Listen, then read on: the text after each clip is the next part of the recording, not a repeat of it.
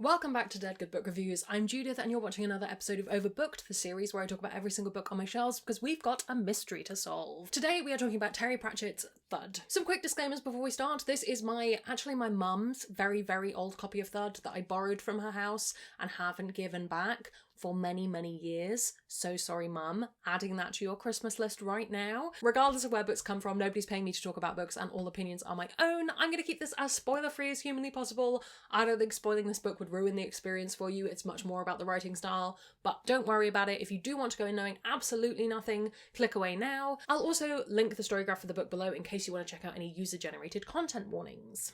Pop you right there. This is yet another fantasy comedy book from author Terry Pratchett. This originally came out in 2005. I would add crime mystery to that genre. Normally I just say fantasy comedy, but I think crime mystery works for this one too. As ever, if you don't know who Terry Pratchett is, I urge you to just look him up. I'm not going to go through his entire biography right here. I realised, having filmed my previous two Terry Pratchett videos where I attempted to explain the plot of the book without any context for the rest of the Discworld, that I could just use the blurb. Someone else had done that work for me. I can read you the blurb. Coombe Valley? That was where the trolls ambushed the dwarves. Or the dwarves ambushed the trolls. It was far away. It was a long time ago.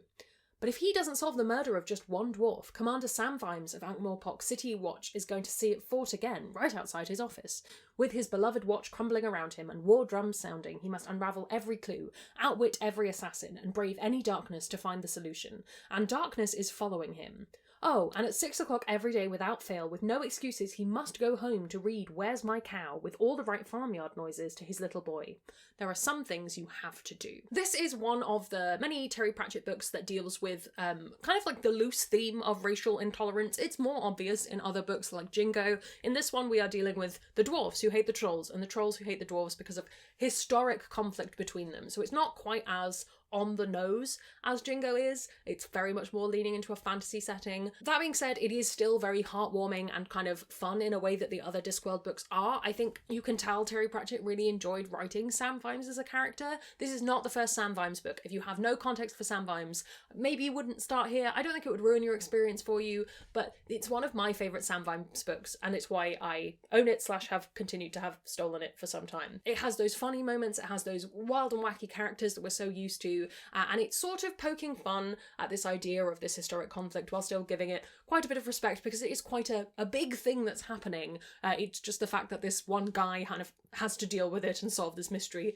amidst all of the madness. That's where the fun of the story is. I really like the characters in this. I've already mentioned Sam Vimes. I really like the other Night's Watch characters. Even the more antagonistic characters in the story are well worth meeting, and I like the various different people that get introduced throughout the mystery, the different characters, the different plots, the different subplots. It's all great. I think the reason my mum recommended this to me as one of the early Terry Pratchetts I should read is because I was so in love with mysteries at the time. I would watch them all the time. I love a murder mystery, and I think this mystery is really good. It has great setup, it has great knockdown. It's a very cool multi-layered mystery in that it is both a murder mystery and also what went on with Coombe Valley? What was that? What happened? I like the piecing together of story elements, and just overall it's a really satisfying story to read. Another thing I'm learning talking about all my favourite Terry Pratchetts is I like the ones where the plots are really solid and it's not just, here's a vague idea I had, but it's very much a story in its own right. As ever, if you're not a huge Terry Pratchett fan, this isn't necessarily going to be for you. I do think you need to get on with his sense of humour, you need to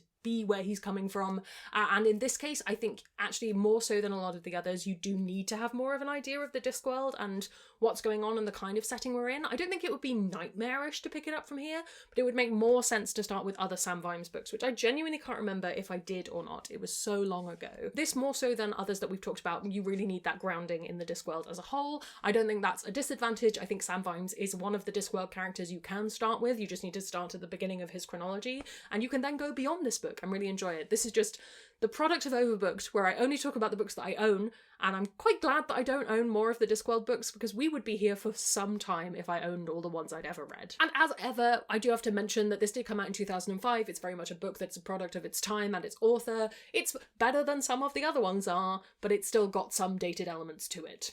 That's all I can really say on that one. In terms of other books to read, other fantasy mysteries, I've really enjoyed The Poison City, Poison War. I took it downstairs, darn it.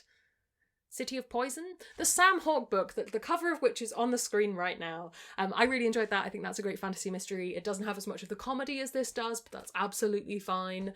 I'm trying to think if I've read any other fantasy police officer books, and other than the obvious like Rivers of London kind of candidates, I don't think that I have. I don't know why I'm looking behind me like one will suddenly jump out of the woodwork. So that's fine. If you've read any fantasy police officer works that didn't annoy you, please do let me know. Oh, I know, the other fantasy investigation series, I'm currently reading the Wild Investigation series book 4. These are a series by Laura Lasco. They're really, really good fun. They are much more paranormal than fantasy in the way that this one is, but they are great, and they do have great mysteries in them. This has been a short one because we're coming to the end of the Terry Pratchett section of the series, and there's only so much you can say about one man who writes very similar books. However, this is a very old favourite. It is getting incredibly orange with age. We treasure it. We love it. We buy our mother a new copy this Christmas. I really must do that. On the list. It's on the mental list. Have you read this? Have you got a favourite Discworld book? I think we're now at the end of talking about the Discworld, so you can now tell me which one should I have read if I haven't read it already. I don't have a list of all the ones I've read, so just list your favourite and I'll let you know. While you're down there deciphering whatever it was I just said and commenting, you can also subscribe if you haven't already. It really does make me feel loved and appreciated. You can follow me on social media. Come hang out on Discord where we have chill chats about books. I'd like to say a huge shout out to all the ghosts over on Patreon who support the channel and make videos like this possible. They also get early access to videos, bonus content and live streams. If you'd like to join their number, the link is in the description as well. Thank you so much for watching. This actually does conclude another year of Overbooked. I can't quite believe it. The only weeks we've missed have been a couple of weeks in August when I took the month off. So we're ploughing through, and by all accounts I think we should be done either by the kind of late stage of next year or early stage of the year after, depending on how many books I buy in the meantime. So let's keep going with these reviews. Thank you so much for watching. That's all from me, and I will see you in the next one. It's gonna be some bloopers now. I think. Bog off. Go to your bed. Bed. I'm not tracking with this. As ever, if you're not a huge Terry Pratchett fan. As ever, if you're not a huge Terry Pratchett fan.